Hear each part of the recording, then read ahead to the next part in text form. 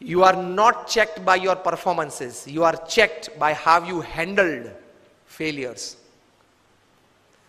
Fortune 500 के बारे में तो आपने सबने सुना है ना, Fortune 500 कंपनीज, उसमें से कहीं सीईओज को मैं मिला हूं, नेशनल इंटरनेशनल सेमिनार्स में हम मंच पे साथ में रहे हैं। अभी 2 साल पहले शिव खेरा और हम लोग साथ में थे, बहुत अच्छी बातचीत वार्तालाप हम मंच पे बैठे तब हुआ था। बड़े बड़े सीईओज को मैंने पूछा है, मल्टीनेशनल कंपनीज के सीईओज को, कि the person to whom you are paying more than 10 crore rupees per annum in salary, what do you ask them in their interviews? तो एक बड़े मल्टीनेशनल कंपनी के सीईओ ने मुझे पूछा था कि Swami, this is the first time I am asked this, कभी हमने ये नहीं सोचा था। मैंने बोला कि क्योंकि कई एग्जीक्यूटिव्स हैं, उनकी एनुअल तनख्वाह है 50 करोड़ 100 करोड़।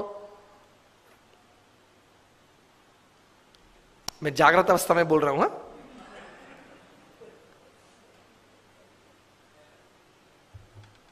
ये बहुत बड़ी सॉफ्टवेयर बनाने वाली कंपनी है,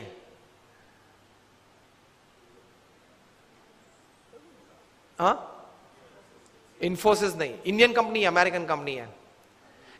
एलिसन उनका सीईओ है, Allison.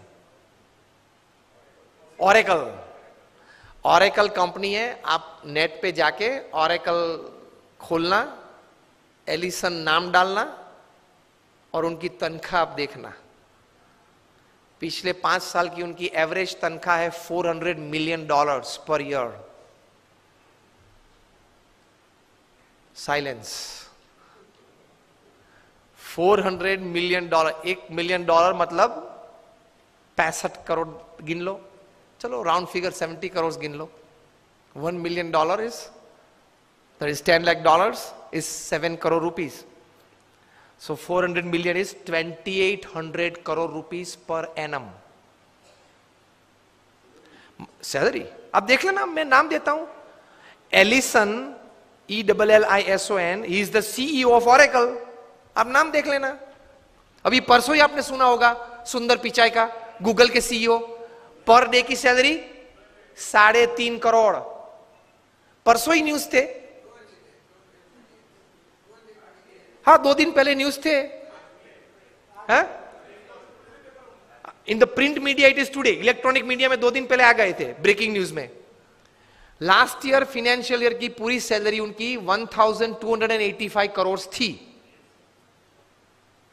To be exact 1285.5 crore, मतलब रोज की तनख्वाह 3.5 करोड़ की। सुंदर पिचाई, गूगल के सीईओ, अब देख लेना। मैंने इनको पूछा, इनकी एमएनसी की टर्नओवर थी 2.5 लाख करोड़ की। हम दिल्ली में एक फंक्शन में साथ में थे, मंच पे बैठे थे, मैंने उनको पूछा कि दोज एग्जीक्यूटिव्स हुम यू पे मोर देन 10 करोड़ और 25 करोड़, उनको इंटरव्यू में आप पूछते क्या हो? क्योंकि उनके पास डिग्रीज तो एक्स्ट्रा ऑर्डिनरी है, he is a double MBA from LSE और हार्वर्ड, एकेडमिक्स तो पूछना नहीं है। इतनी बड़ी तनख्वाह देते हो तो वो 10-15 साल का अनुभव तो है उसको। 10-15 साल में उसने 50,000 करोड़ 1 लाख करोड़ मैनेज किए हैं, हर साल टर्नओवर किया है, ऐसी कंपनीज में ही बड़ी बड़ी पोजीशंस में वे रहे हैं। तो उनको नेटवर्किंग में पूछना नहीं है, एडमिनिस्ट्रेशन में पूछना नहीं है, HR में पूछना नहीं है, मैनेजमेंट में पूछना नहीं है, ग्रोथ के बारे में आपकी क्या सोच है वो पूछना नहीं है। आप पूछते क्या हो उनको इंटरव्यू में? उन्होंने मुझे एक बहुत अच्छी बात बताई कि स्वामी जी, इन कक्षा के लोगों को जिनको हम ये प्रकार की तनख्वाह देते हैं, उनको इंटरव्यू में एक ही प्रश्न पूछते। I was like very surprised. मैंने बोला एक ही प्रश्न पूछते हो? कहाँ? और उनका उत्तर वे 20-25 मिनट तक देते हैं, तभी उत्तर पूरा बनता है। That was more surprising. I said what do you ask? He said हम एक ही प्रश्न पूछते और ये पूछते हैं, describe a big failure in your life and how did you handle it? प्रश्न क्या पूछते हैं इन कक्षा के लोगों को? Describe a big failure in your life. आपके परफॉर्मेंस के बारे में हमें कुछ पूछना नहीं है कि मैं पहली कंपनी में था, वहां 200% सेल बढ़ा दिया, दूसरी कंपनी में था, वहां 500% ग्रोथ कर दिया, वो हमें नहीं सुनना है। वो था, आप लोग सब जो यहां बैठे हो, जो इंटरव्यू वाले देने आए हो, जिनको हम ये तनख्वाह देने वाले, सबके पास ऐसी ऐसी परफॉर्मेंस स्टोरीज है, ये कॉमन है, ये हमको नहीं पूछना है। पूछना क्या है? Describe a big failure of your life and how did you handle it. Simple. Performance से आपका कैलिबर का टेस्टिंग नहीं होता। वो तो किसी को भी चांस मिल जाता है, प्लेटफॉर्म मिल जाता है तो कूद लेता है। How did you handle failure? How did you handle a setback? How did you handle a fall in your life? That is important. क्योंकि अब रूटीन में जब हमारी, अगर हमने आपको हायर कर लिया, रूटीन में हमारी कंपनी चलती होगी, तो आप तो अच्छा परफॉर्मेंस दिखाए नहीं वाले हो। लेकिन कंपनी में अगर बड़ी आफत आ गई तो आप क्या करोगे वो बताओ। बाकी तो आपकी जगह और कोई भी ये कंपनी चला लेगा। Isn't it a very important question? उसमें वो मल्टीनेशनल कंपनी के सीईओ ने मुझे बताया कि स्वामी, इसके उत्तर में उसको 20-25 मिनट हम देते हैं और उसमें भी हम ये जांच करते हैं कि किस प्रकार के विचार और प्रैक्टिसेस उसने अप्लाई किए, वो साइड में रखते हैं। किस प्रकार के एटीट्यूड्स उसने उस वक्त रखे, उस पे हम गौर रखते हैं। What we see in his answer is not what he thought during failure, not practicals what he applied to come out of that failure. What we see is what type of attitude he kept when he was a failure, when he met failure in his life. तो महान लोग ये परिस्थिति में इस प्रकार के attitudes रखते हैं। तो इसमें ये बात आती है गम खाने की। ये बहुत बड़ा विचार जो प्रमुख स्वामी महाराज ने दिए, उसमें कई प्रकार के ऐसे अर्थ आ जाते हैं। That is the greatness of life. How do you handle failures? Failure handle में सिर्फ आपका एटीट्यूड, एक ही शस्त्र आपके पास रहता है। हां, ऐसी परिस्थितियां जीवन में आएगी जब आपके मोबाइल नंबर में 400 फोन होंगे, किसको फोन करूं वो तकलीफ में आ जाएंगे आप।